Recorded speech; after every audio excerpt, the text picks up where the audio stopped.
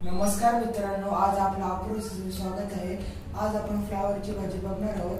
पण जर तुम्ही आपल्या रेसिपी चॅनल सबस्क्राइब करा आणि व्हिडिओला लाईक करा।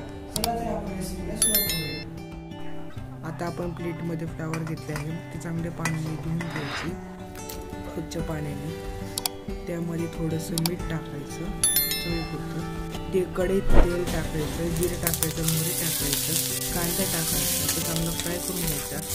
टमाटर टाकायचा, मीठ टाकायचं, हळद टाकायची, त्यात मिरची पावडर टाकायची, फ्लावर टाकायचे त्यात आणि ते हलवून घ्यायचे। त्यावर कोथिंबीर टाकायची। आपली फ्लावर झालेली आहे।